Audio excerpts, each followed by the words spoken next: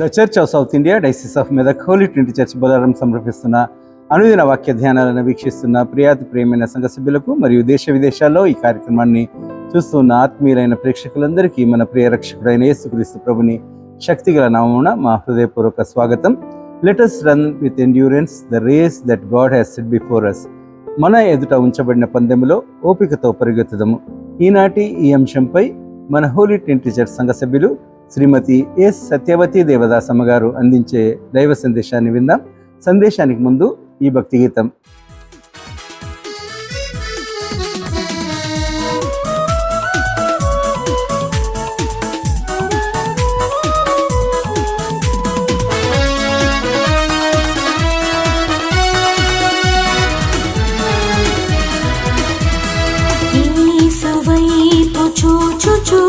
విశ్వాసమునకు కర్తయు కొనసాగించువాడునైనా యేసునే వెంబడింతుము. మన ఎదుట ఉంచబడి ఉన్న పందెమునందు ఓపికతో పరుగెత్తుదాం. సిలువను సహించి శ్రమలు భరించి మరణము గెలిచి సింహాసనాసీనుడాయే ప్రభు. యేసు వైపు చూచుచు విశ్వాసమునకు కర్తయు కొనసాగించువాడునైనా యేసునే వెంబడింతుము.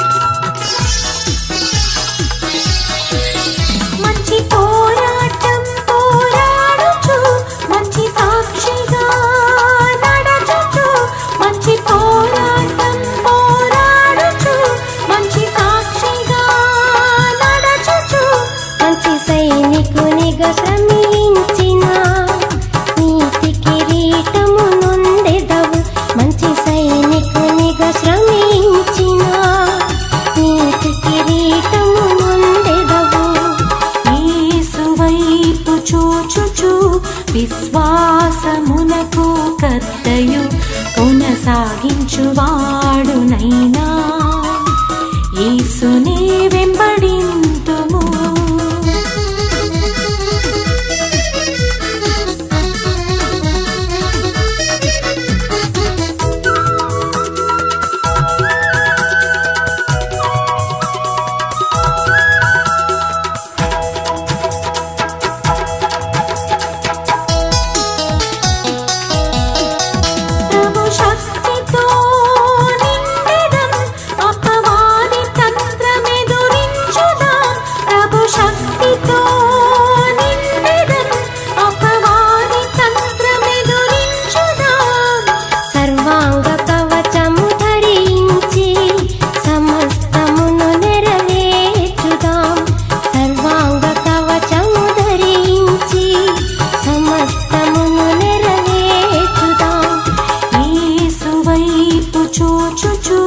విశ్వాసమునకు కర్తయు కొనసాగించువాడునైనా యేసునే వెంబడింతుము.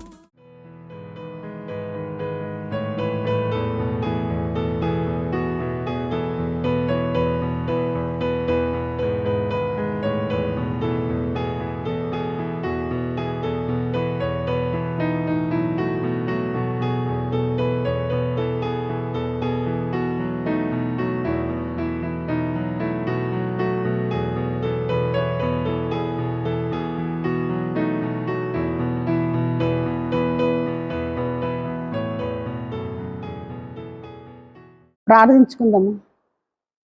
కృపగల దేవా, నీకే వందనాలు. దయగల మా తండ్రి, ఈ డైలీ బైబుల్ డివోషన్లో ప్రభువా నీ యొక్క వాక్యాన్ని చదివి దాన్ని ధ్యానించని అంటుండగా తండ్రి, మా అందరి హృదయ నేతములు తెరిపించి నీ వాక్యముడికి ముందుకు నడిపించమని నజరుడైన యేసునామాన్ని బట్టి అడిగి వేడుకుంటున్నాను స్వామి, ఆమేన్. డైలీ బైబుల్ డివోషన్లో పాల్గొన్నటువంటి ప్రతి సంఘస్థులకును విశ్వాసులకును ఆయా విదేశాలలో ఉంటున్నటువంటి ప్రతి ఒక్కరికి కూడా యేసుక్రీస్తు నామములో శుభములు, క్రీస్తు పునరుత్థాన శుభములు, వందనాలు తెలియజేయుచున్నాను. హెబ్రీలకు రాసినటువంటి పత్రిక 12వ అధ్యాయము 2వ వచనము.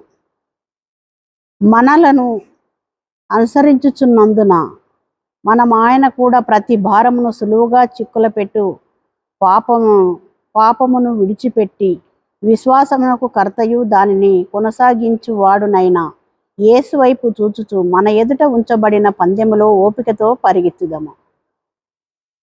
మరి నేటి దిన వాక్యంలో చూసినట్టయితే, ప్రియ స్నేహితులారా, జీవితము అనేది అనేక రకాలుగా నిర్వహించినారు. కొంతమంది జీవితాన్ని సుదూర ప్రయాణంతో పోల్చినారు, మరికొంతమంది జీవితాన్ని చదరంగముతో పోల్చినట్టు మనం ఇక్కడ చూడగలుగుతున్నాము. గెలుపు ఓటములు అనేవి చదరంగములో సాధ్యమే, అట్లనగా జీవితాలలో కూడా గెలుపు ఓటములు ఉంటావు అనే సత్యాన్ని తెలియజేసినారు. విశ్వాస జీవితములను పరుగు పందెంతో పోల్చినారు. మనలో చాలా మందిని ఈ రన్నింగ్ రేస్, పరుగు పందెమును గురించి ఎరిగిన వారని. పరుగు పందెములో పాల్గొనుచున్నటువంటి ఆటగాడు తన గమ్యము గురి మీదనే తన యొక్క దృష్టిని నిలిపి మిగతా విషయాలను పట్టించుకోడు.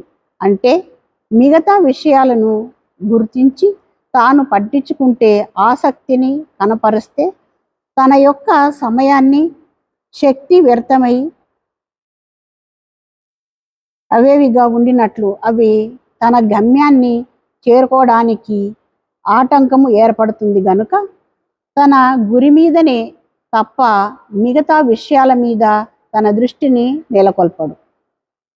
మన విశ్వాస జీవితంలో కూడా మనము లోక సంబంధమైన, పాప సంబంధమైనటువంటి క్షణిక మాత్రము సుఖాన్ని, సంతోషాన్ని అందించే ఈ లోక సంబంధమైన జీవితం మీద దృష్టి నిలపక, దేవుని మన కొరకు మరి నియమించినటువంటి ఈ విశ్వాస జీవితంలో ఎన్ని ఆటంకములు ఎదురైనా ముందుకే సాగే వారముగా ఉండాలని దేవుడు కోరుచున్నాడు.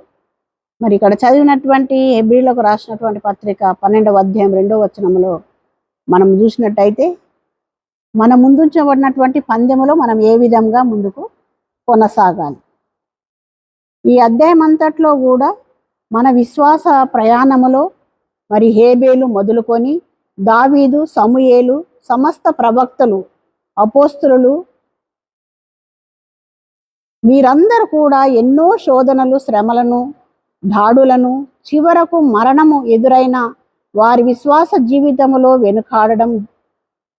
వెనుకడుగు వేయకుండా, మరి తమ విశ్వాస జీవితాన్ని విడిచిపెట్టకుండా గమ్యం యొద్దకే పరిగెత్తినటువంటి వారంగా మనము చూడగలుగుతున్నాము.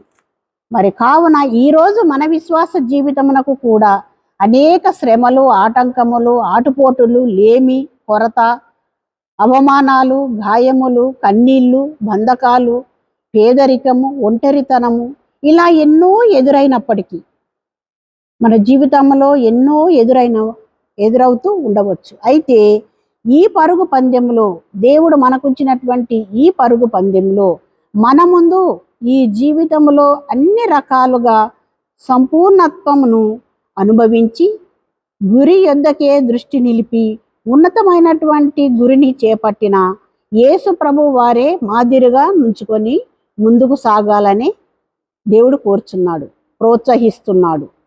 మనకు అందించబడినటువంటిది మరి ప్రభుల వారు కూడా ఈ లోక సంబంధమైన శ్రమల మీద కానీ, ఈ లోక సంబంధమైనటువంటి అవమానముల మీద కానీ, గాయములు కానీ, మరణము, ఒంటరితనము వీటన్నిటి మీద మనసు నిలపకుండా ప్రభువు కుడిపార్శ్వమున కూర్చుండే ఆ గొప్ప ధన్యత మీదనే ఆయన మనసు నిలిపి ఈ జీవిత యాత్రలో ముందుకు కొనసాగినట్టు మనం ఇక్కడ చూడగలుగుతున్నాం.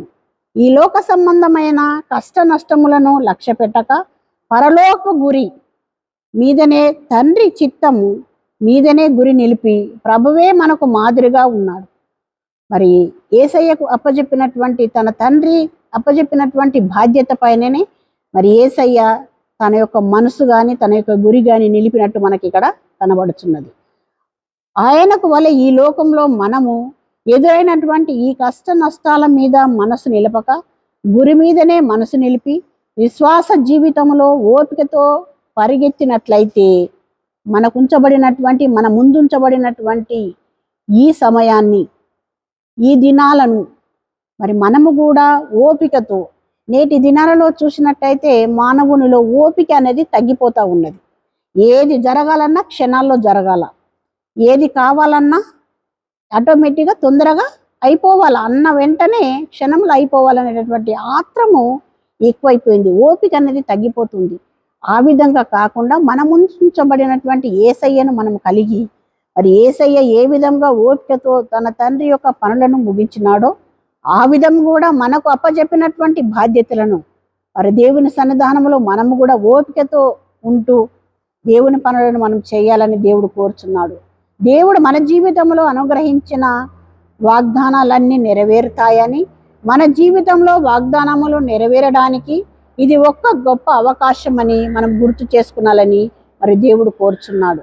మనకు ఏ ఏ బాధ్యతలు ఇచ్చాడు, ఏ ఏ అవసరతలు మనకున్నాయి, మనకున్నటువంటి సమస్యలు, దేవుడు మన మీద కొన్ని బాధ్యతలు పెట్టినాడు.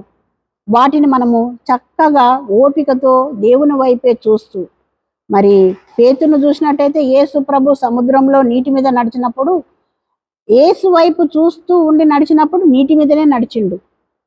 ఎప్పుడైతే సాతాను వైపు తన దృష్టి మలిగిందో అప్పుడు నీటిలోకి మునిగిపోవడానికి ఆస్కారం మరి పేతురు కలిగినట్టు మనం చూడగలుగుతున్నాం. మరి మన దృష్టి కూడా యేసయ్య వైపే ఉన్నట్టయితే మన ముందుంచబడినటువంటి ఆ పందెములో మనము కూడా ఓపికతోని పరిగెత్తగలుగుతున్నాం.